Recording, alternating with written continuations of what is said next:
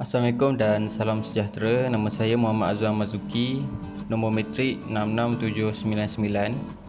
Saya ingin membentangkan kajian saya iaitu penghasilan tempat duduk dengan menggunakan buluh. Pengenalan. Buluh dikenali sebagai bambu daripada subkeluarga Bambusoidea dari keluarga Poaceae Gramineae. Lebih 1,200 spesies buluh yang terdapat di seluruh dunia, dengan kira-kira 50 daripadanya boleh ditemui di Malaysia. Tempat duduk merupakan perabot yang digunakan untuk duduk. Kebiasaannya mempunyai tempat rehat tangan dan cushion. Penyataan masalah. Apakah jenis buluh yang sesuai untuk dijadikan tempat duduk? Apakah teknik penyambungan yang sesuai digunakan? Apakah bahan pengikat yang sesuai digunakan dalam proses pencantuman tempat duduk yang dihasilkan? Apakah pandangan masyarakat Malaysia terhadap perabot yang dihasilkan dengan menggunakan buluh?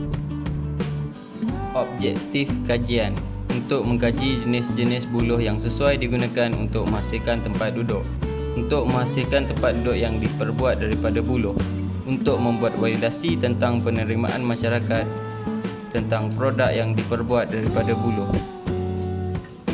Soalan kajian. Apakah anda pernah melihat perabot yang diperbuat berasaskan buluh? Apakah jenis perabot berasaskan buluh yang anda miliki? Berapa lamakah jangka hayat perabot yang diperbuat daripada buluh yang anda miliki? Apakah pendapat anda berkaitan perabot yang diperbuat daripada buluh? Adakah anda pernah menggunakan tempat duduk yang disediakan di lobi hotel? Apakah pendapat anda tentang tempat duduk yang diperbuat daripada buluh? Analisis soalan. Ini merupakan graf yang dibuat menggunakan data yang dikumpulkan daripada survey yang dijalankan.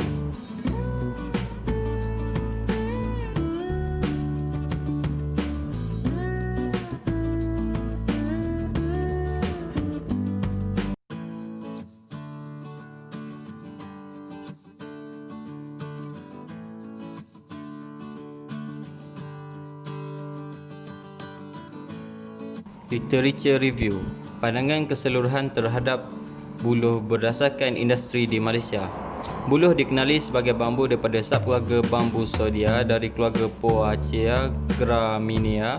Lebih 1,200 spesies buluh yang terdapat di seluruh dunia, dengan kira-kira 50 daripadanya boleh ditemui di Malaysia. Kegunaan buluh pada masa kini: membuat perabot tradisional dan pembinaan rumah, menghasilkan produk harian seperti penyepit makanan, bilah sate, dan juga digunakan dalam penghasilan kraft tangan.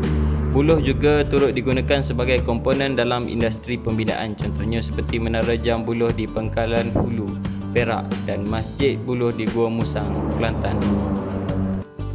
Antara jenis-jenis buluh yang terdapat di Malaysia: buluh betong, buluh beting, buluh beti, buluh semantan, buluh dinding, buluh minyak, buluh tumpat, buluh kasap, dan buluh semeliang.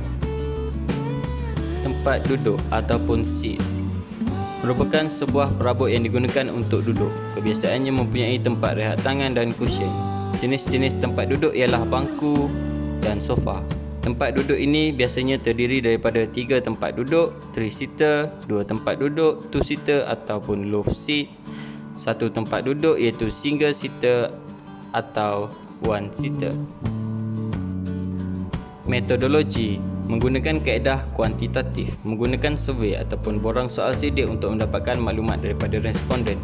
Tujuan menjalankan survey ialah mengkaji seberapa tahunya responden tentang produk yang dihasilkan daripada buluh, mengkaji penerimaan responden terhadap perabot yang dihasilkan daripada buluh, mendapatkan pandangan daripada responden berdasarkan produk yang diperbuat daripada buluh. Expected outcomes, sumbangan kepada ekonomi negara. Dengan menghasilkan perabot berasaskan buluh akan dapat meningkatkan hasil ekspor negara terhadap perabot yang berasaskan buluh. Sumbangan kepada alam sekitar. Perabot yang dihasilkan berasaskan buluh akan mengurangkan kebergantungan terhadap penebangan kayu balak dan kayu-kayu hutan. Sekian, terima kasih.